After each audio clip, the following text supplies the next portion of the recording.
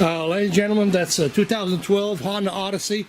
I'll show you this real quick because that gets confusing.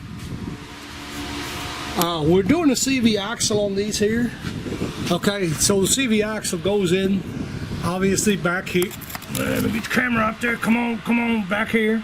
Alright, so you got a carrier right there, and a lot of people end up, hang on just a second, let me see if I can cram that camera in there somehow. A lot of people end up breaking this because you see that right there, that stuff right there that is corroded in there. That axle will not slide out of there. This customer here did a little bit of research. Got to give him some kudos for that. He actually bought a bracket to go with it. This is all OE stuff on a Honda. Definitely advisable to put OE stuff in it. Here's your CV axle, just to show you that. This is the part right here that bolts into that bracket, and first off, when you try to wedge on this, you're going to break the ear off anyway, which is not a big deal. A little trick that I use is I use a tiny chain come along, and I wrap it around the CV housing over here and then tie it up here on the front.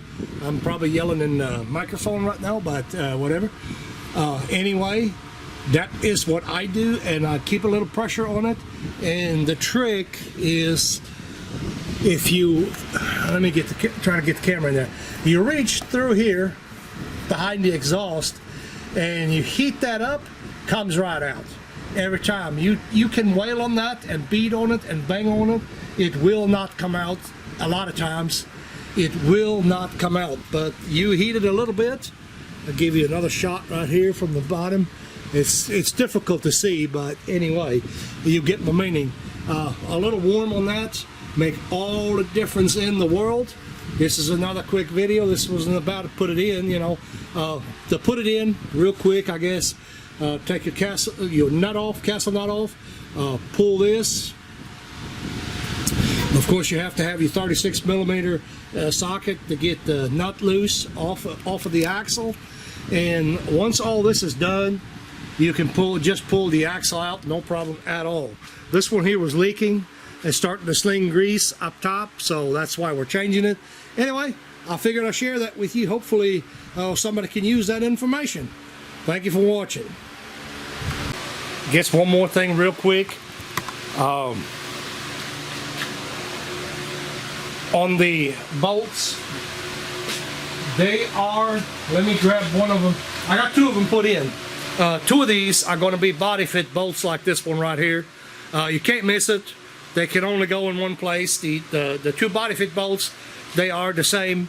That is done for alignment purposes, obviously, so you're not pinching anything in there. So just figured I'd add that in there as well. Okay, so when you put this assembly back together, I'm going to use a fluid film on that. Spray the crap out of it. Now, I don't know if it does anything for you if you ever have to do that job again, but we're going to do it anyway. I guess you could use anti-seize. I just soon not use that though, because I generally don't have a problem getting them out of there. Still not done. Thought of something else.